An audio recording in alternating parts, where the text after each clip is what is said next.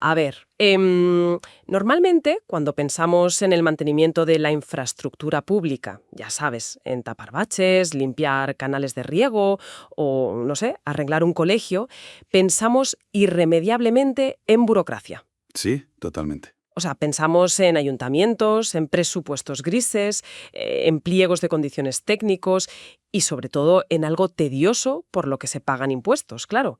Es un trámite administrativo que, bueno, con suerte no nos interrumpe mucho el tráfico y ya está.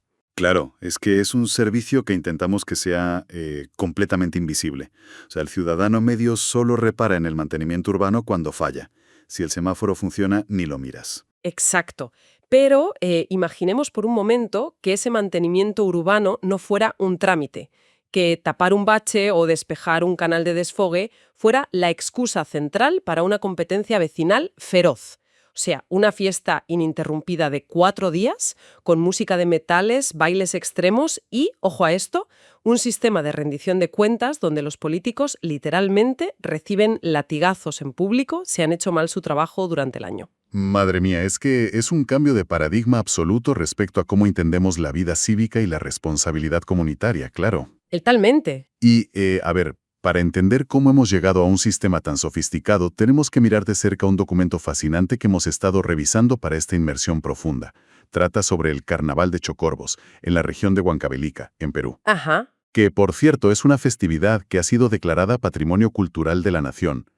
Y con razón. Y con toda la razón, sí. Porque lo que revela esta investigación, para quienes buscan estar bien informados sobre estos temas, no es la típica historia de una fiesta de disfraces antes de la Cuaresma. O sea, el documento expone un mecanismo de supervivencia cultural milenario. Es, digamos, una obra de ingeniería social espectacular. Sí, sí. Utiliza el camuflaje de una festividad europea para mantener intacta la infraestructura física y el tejido social de una comunidad andina entera.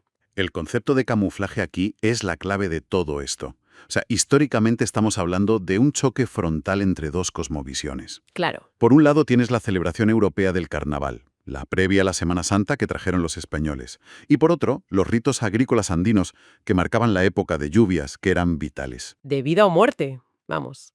Exacto. Entonces, el resultado que vemos en Chucurubulcos no es una simple mezcla o una imposición exitosa por parte de los españoles. Es un sincretismo profundamente estratégico que ha evolucionado durante siglos. Vale, pues para entender esa estrategia creo que hay que irse a las raíces, a la etnia Chucurbulpu. Según los registros que tenemos aquí, esta gente lleva asentada en esa zona de Huancavelica desde el siglo IX. ¡Ostras, el siglo IX! Sí, sí.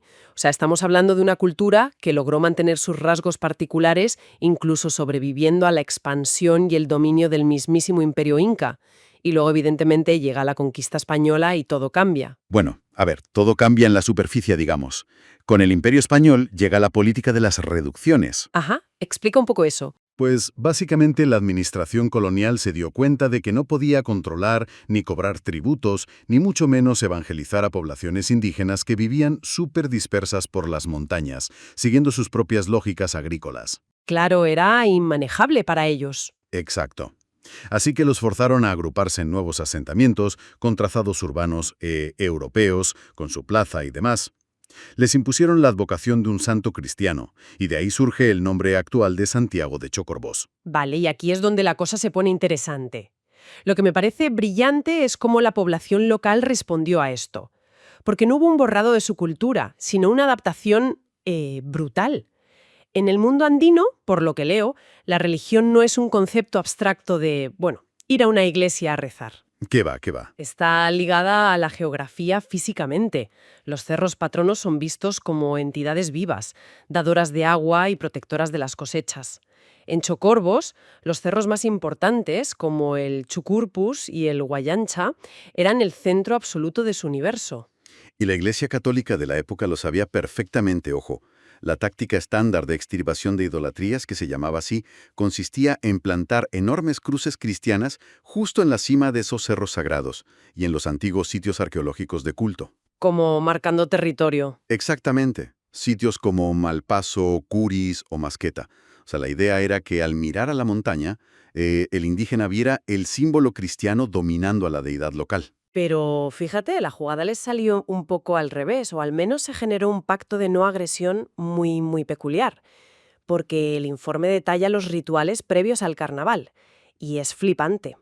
Semanas antes, las autoridades locales suben a estos cerros, consumen licor, fuman tabaco negro, mastican hoja de coca.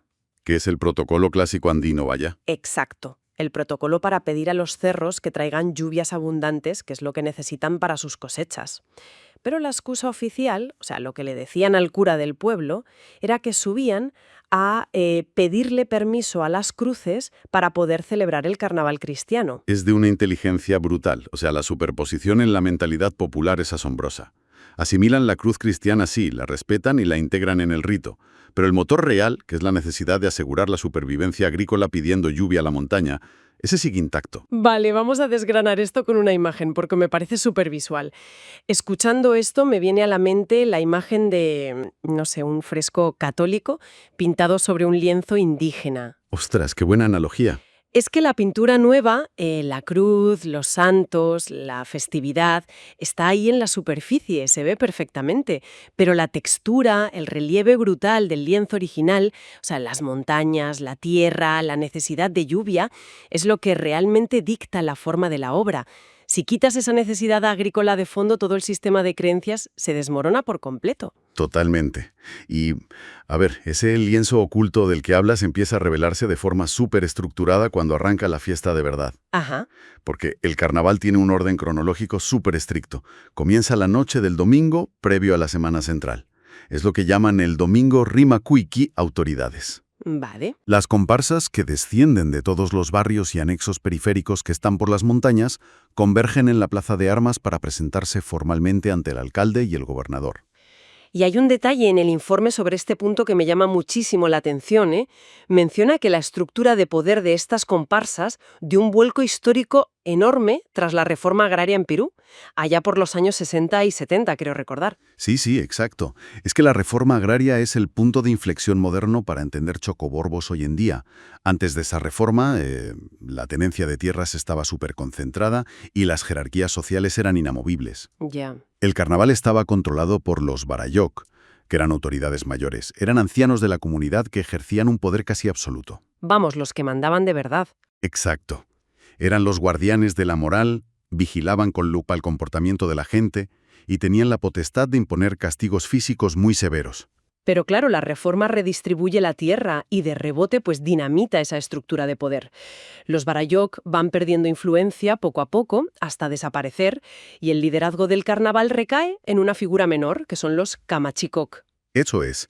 El kamachikok originalmente era solo un supervisor de faenas comunales. Un encargado, vamos. Sí, alguien encargado de que se limpiara un tramo de camino o una acequia, nada más. Pero hoy hay 4 kamachikok principales que representan a los 4 anexos históricos del distrito. Y lo que cambia todo de verdad es la demografía. ¿Por qué? Porque los kamachikok actuales son súper jóvenes. A menudo son solteros de 20 o 20 y pocos años que asumen una responsabilidad comunitaria colosal. Pero, un momento, a ver. Si los antiguos barayok eran, digamos, como directores estrictos de un colegio de la vieja escuela, súper respetados y temidos, ¿cómo es que un chaval de 20 años, a veces ni siquiera casado, asume de repente el poder de organizar a toda una comunidad? Ya, choca mucho. E incluso, como veremos luego, de castigar al alcalde. ¿Cómo acepta la comunidad ese salto generacional sin rebelarse? O sea, pasar de ancianos venerables a coordinadores de campamento juvenil, por así decirlo. Pues lo aceptan porque la autoridad en el mundo andino no siempre viene dada por la edad. Vale. Viene dada por la disposición a asumir la carga del servicio público. Cuando los jóvenes tomaron el mando, no solo salvaron la festividad de extinguirse, sino que la revitalizaron a lo bestia. De ser un evento controlado por unos pocos mayores, pasó a ser un fenómeno masivo. O sea, hoy participan entre 30 y 60 comparsas. ¡Qué barbaridad! Y esa autoridad juvenil, se legitima y se hace visible a través de la vestimenta, que en esto es crucial. Claro, la vestimenta es pura comunicación visual. El informe detalla la insignia de autoridad del kamachikok, que lo llaman el sekeipa. Ajá. Lo más imponente de todo esto es un chaleco tradicional, normalmente rojo, que tiene que pesar una barbaridad, telita con el chaleco. Está recubierto de hileras enteras de monedas colgantes. Y las fuentes señalan que los chalecos más antiguos, los que se van heredando en las familias, llevan monedas de plata maciza de 9 décimos. Casi nada. Claro, los más modernos, bueno, usan réplicas o cascabeles, pero sigue siendo súper pesado. Es que ese peso físico del chaleco es la metáfora perfecta del peso de su responsabilidad. Vestir metales preciosos es exhibir la solvencia económica necesaria para liderar, porque el cargo cuesta bastante dinero. Pero también es mostrar el respaldo de toda una red familiar que ha prestado o donado esas monedas para adornar a su líder. Es un símbolo de apoyo colectivo. Y el camachico no opera solo, tiene un equipo entero detrás.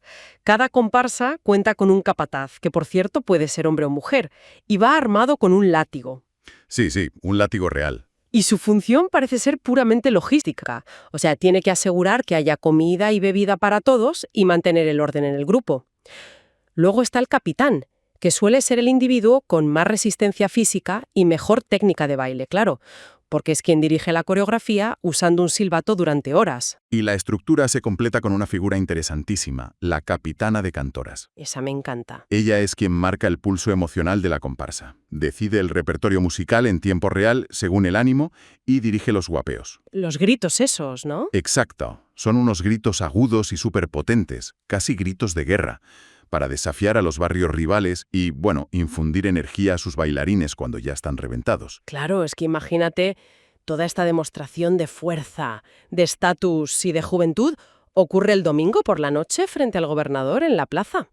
Y aquí es donde la fiesta hace un giro de guión que me parece fascinante, porque el gobernador no les da la bienvenida, les da unas palmaditas y les desea un buen baile. Que va, ni de broma. Lo que hace es encomendar a cada camachico una obra pública oficial.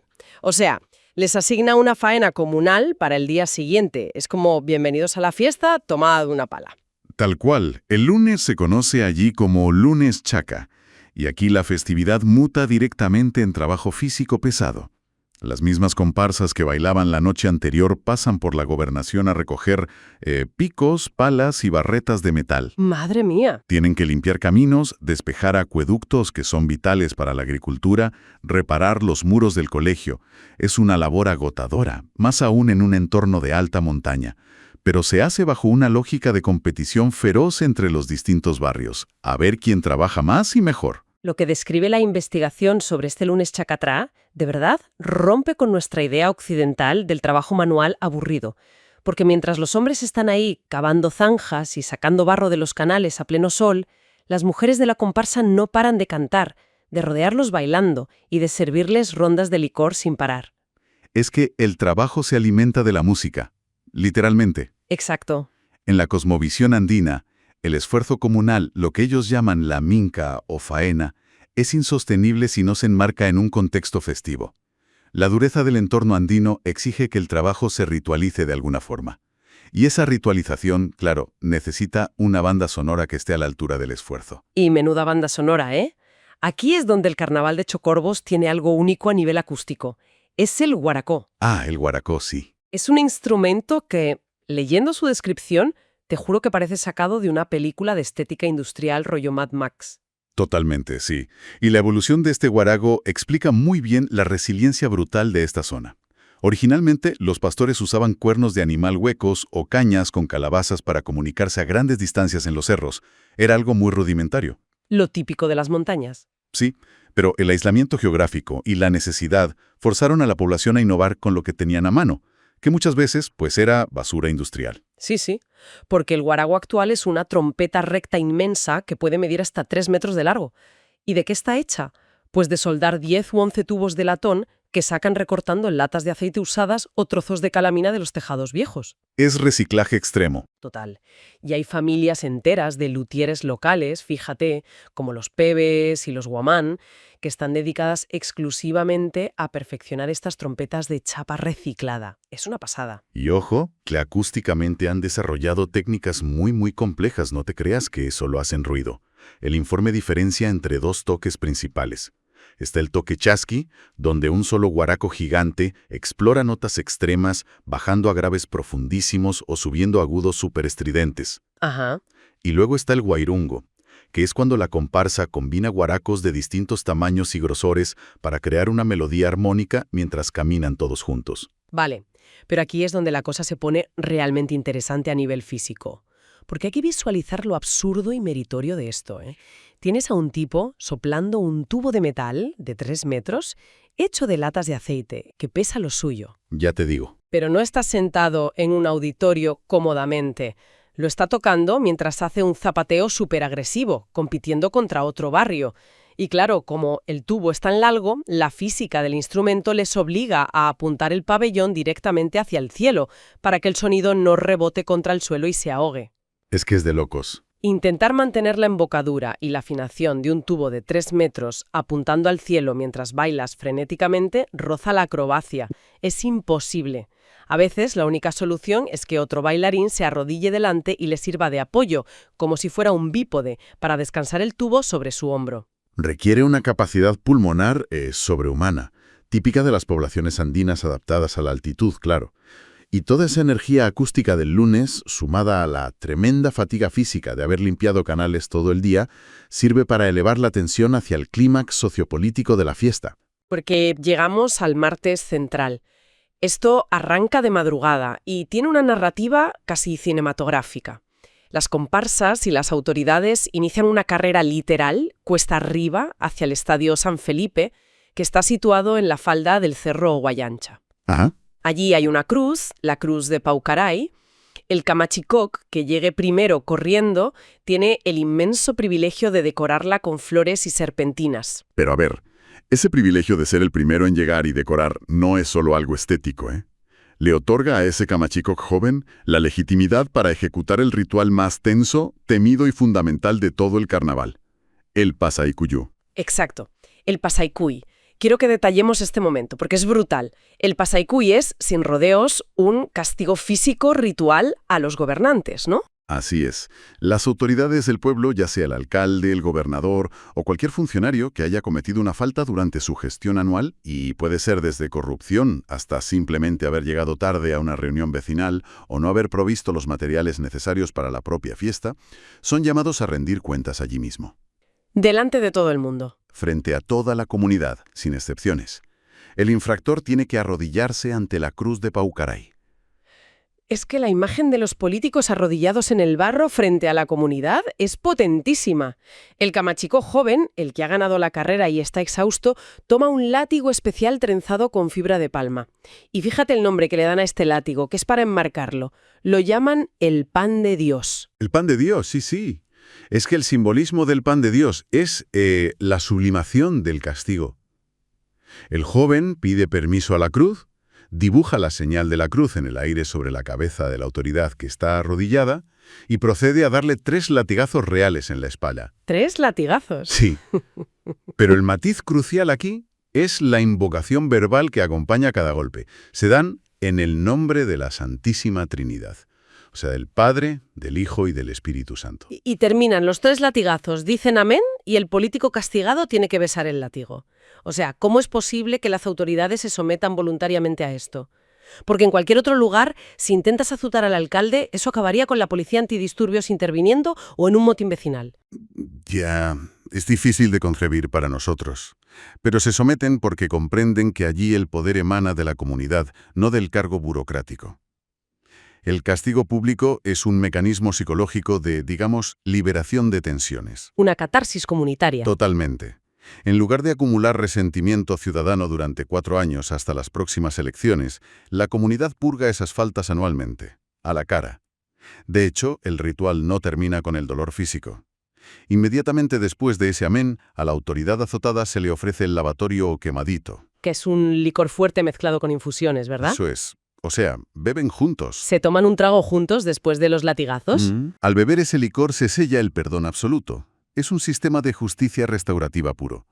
La herida social se limpia, la deuda queda pagada y el contador del político vuelve a cero.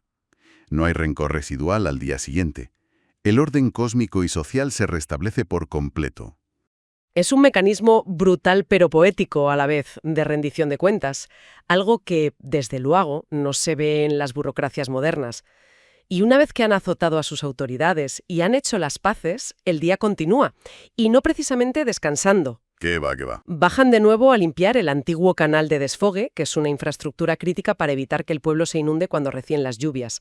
O sea, solo después de asegurar la supervivencia del pueblo, bajan al estadio para la competencia de danzas y el último gran evento de la noche, que es la yunza o cortamonte. Y, a ver, la yunza merece una atención especial, ¿eh? Porque solemos verla desde fuera como un simple juego festivo, pero en realidad es un motor económico. Plantan un árbol enorme en el centro del estadio y lo decoran con regalos de todo tipo: mantas, plásticos útiles para el campo, utensilios. Las parejas de las comparsas bailan a su alrededor y van dándole hachazos por turnos al tronco. Pero claro, la gracia está en quién da el golpe final, que derriba el árbol. Porque el que lo tumba, sí, se lleva el honor y los regalos que caen, pero asume una deuda monumental para el año siguiente. Exacto. Adquiere el compromiso ineludible frente a todos sus vecinos de ser el padrino de la yunza del año siguiente. Casi nada. Es decir, tendrá que financiar, comprar y organizar el próximo árbol con absolutamente todos sus regalos. Es un mecanismo brillante, de redistribución de la riqueza. Garantiza que la festividad se autofinance perpetuamente sin depender de presupuestos externos del Estado, rotando la carga económica entre los miembros que han demostrado tener la capacidad de asumir el golpe.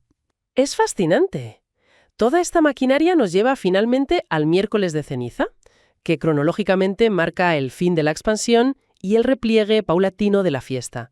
Las comparsas dejan el centro del pueblo, la plaza de armas, y se retiran hacia la intimidad de sus propios barrios y anexos para celebrar yunzas más pequeñas a nivel local. Sí, y hay que apuntar que históricamente el final de la fiesta tenía un tono muy distinto. Ah, ¿sí? Los antropólogos que documentaron el carnaval en los años 70 describen que la despedida estaba cargada de subversión social. Había bromas pesadas, travestismo masivo por las calles y terminaba de forma súper abrupta en la iglesia. Claro, el choque con la religión otra vez. Exacto. El párroco imponía la cruz de ceniza y, de manera figurada y a veces literal, echaba al carnaval a latigazos de la plaza para imponer el silencio, el ayuno y el recogimiento clerical de la Semana Santa. Era la victoria final del calendario católico sobre el desborde andino. Sin embargo, el informe señala que hoy esa dinámica ha cambiado bastante. La juventud, al tomar el control a través de estos camachicos que decíamos, ha diluido un poco ese final clerical tan restrictivo. En lugar de apagarse de golpe en la iglesia, la fiesta se ramifica, se descentraliza hacia las periferias de los barrios y dura un poco más a su manera. Sí, ha evolucionado con ellos, claro. Pero, a ver, viendo el panorama completo, desde la limpieza del acueducto hasta el arreglo del muro del colegio, me surge una pregunta ineludible que te quiero plantear a ti como experto. Dispara.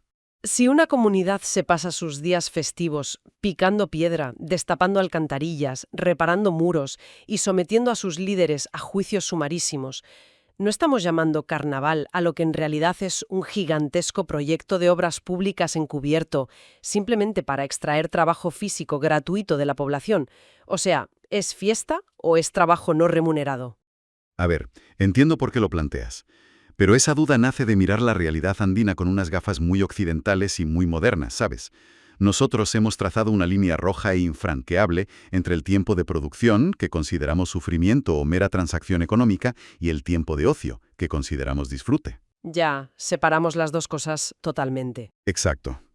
Pero en la cosmovisión de Chocorbos, esa frontera no tiene ningún sentido. Mantener los canales de agua limpios no es un trabajo separado de su identidad comunitaria.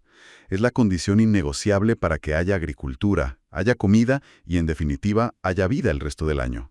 Claro, sin eso no hay nada. No es un engaño institucional del ayuntamiento para ahorrarse sueldos. Es la profunda sabiduría de saber que el esfuerzo físico extremo que requiere habitar los Andes a esa altitud y en esas condiciones solo puede soportarse si se hace en comunidad, envuelto en belleza estética, con música estruendosa de los guaragos y competencia entre vecinos. En su mundo, el trabajo, cuando asegura tu supervivencia colectiva, es la fiesta en sí misma. Es una forma de entender la existencia completamente integral. Me parece precioso. Este análisis demuestra para quienes nos escuchan que es posible tomar responsabilidades cívicas que hoy consideramos unas cargas administrativas pesadísimas y transformarlas en el núcleo vivo de la identidad de un pueblo. O sea, hablamos de una maquinaria cultural que resiste imperios, que tolera conquistas religiosas, que se adapta a revoluciones agrarias y que en lugar de envejecer y morir, pone a sus jóvenes al mando para seguir sonando. Totalmente. Y ese es el valor real de estudiar estas tradiciones. De verdad, nos obligan a mirar nuestras propias estructuras con otros ojos, a cuestionar lo que damos por sentado y, fíjate, imaginemos por un momento nuestras ciudades modernas. A ver, ¿Cómo cambiaría nuestra relación con nuestro propio entorno si el mantenimiento urbano, cosas como tapar baches o limpiar parques, no fuera un servicio invisible por el que simplemente pagamos impuestos? ¿Qué pasaría si arreglar una plaza fuera un festival competitivo entre los distintos barrios, lleno de música, de metales, donde la juventud tomara el mando de la organización y donde al final del día las autoridades tuvieran que rendir cuentas cara a cara, arrodilladas ante sus vecinos, antes de tomarse una copa todos juntos para perdonarse? sería otro mundo, desde luego. Quizá, al separar tanto el trabajo cívico de la celebración en nuestras sociedades, hemos perdido la verdadera esencia de hacer comunidad. Pues nos dejas con muchísimo en lo que pensar, la verdad. La próxima vez que alguien pase junto a una obra pública, esquivando vallas y quejándose del ruido del taladro, igual recuerda al guarago y los látigos de chocorvos. Hay mucho que procesar aquí. Como siempre, animamos a quienes nos escuchan a seguir buscando, a seguir leyendo y sobre todo a seguir cuestionando las lógicas que damos por inamovibles en nuestro día a día. Nos escuchamos en la próxima Inmersión Profunda.